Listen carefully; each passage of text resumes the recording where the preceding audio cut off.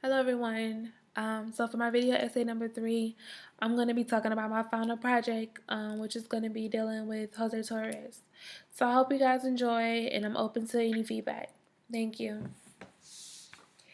During my essay, Standing Together to Stop Police Brutality, I will talk about what happened to Jose Campos Torres in 1977 and how it's still going on today.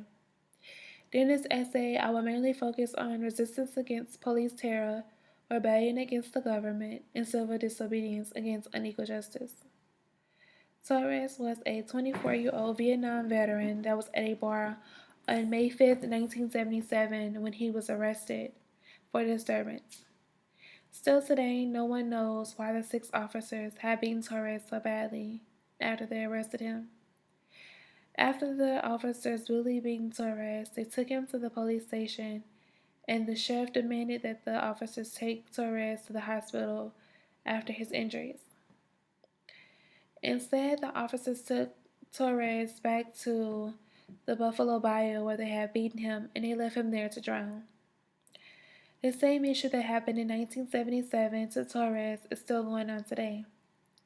On April 12, 2015, Freddie Gray was brutally beaten by 6 police officers in Baltimore. In contrast, what happened to Torres in 1977 happened today in Baltimore to Freddie Gray. Gray was only 22 years old when his life was taken by 6 police officers. Many people marched together for justice for Gray. Many people were angry and hurt about what happened to Torres.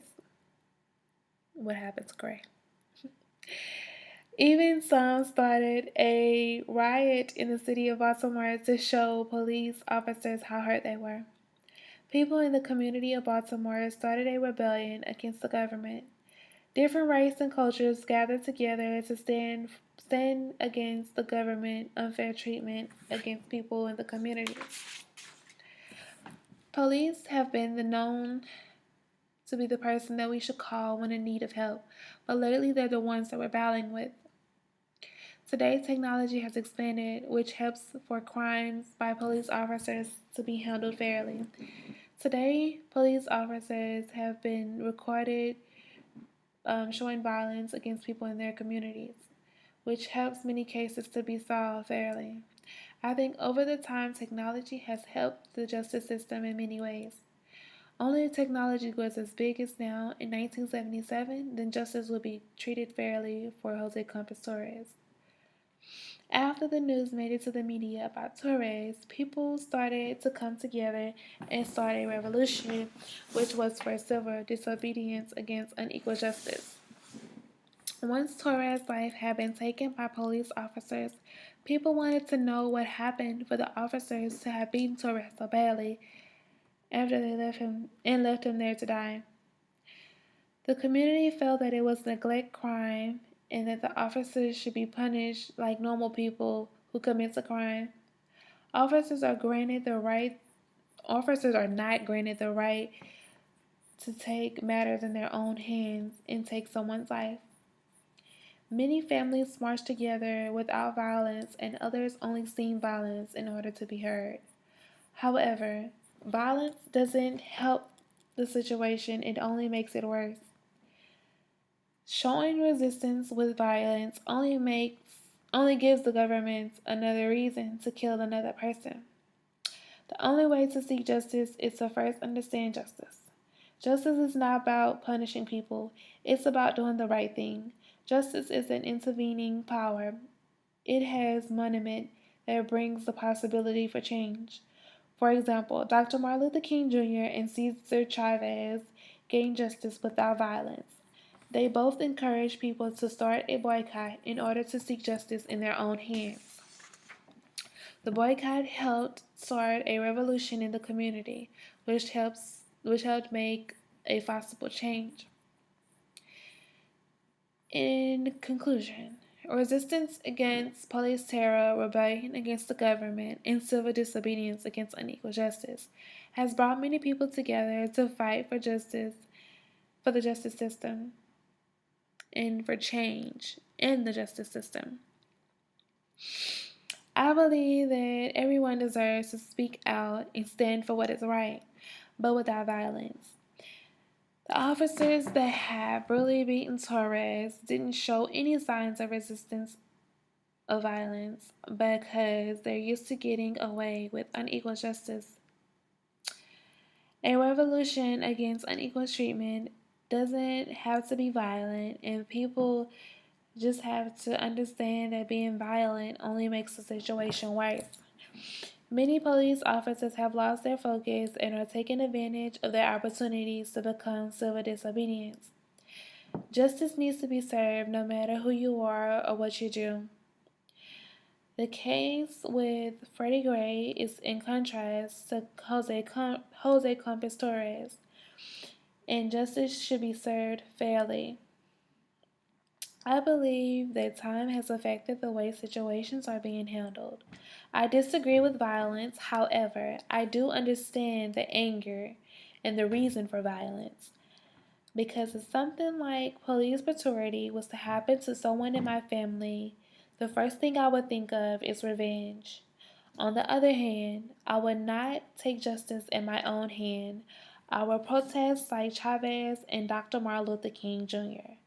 I will talk to the communities about how things should be handled, and I will wait for change. I will wait for justice to be served. And I just believe that is a fair thing to do to keep my community safe from violence. Um, I just want to thank you all for watching, and I just want to let y'all know that I really enjoy doing this essay about Jose Torres. I think it was a wonderful choice for me to choose, mainly because we're dealing with the same issue today. The same issue that happened to Jose Torres happened only a couple weeks ago. And well, actually almost a month ago.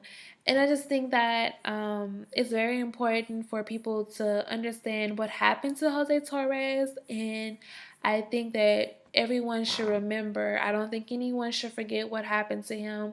I think it will wake up the community. I would think it will wake up the world about how violence is being taken in the hands of people that we trust and that should protect us against violence. And I just think that everyone needs to stand up for the same reason. And I think that's the only way that change can be made in this world, if we all come together and put our focus on one thing and follow through with it and just look for the important thing that is going on in this world and that really needs to change. And violence is one of the things that has been going on for years.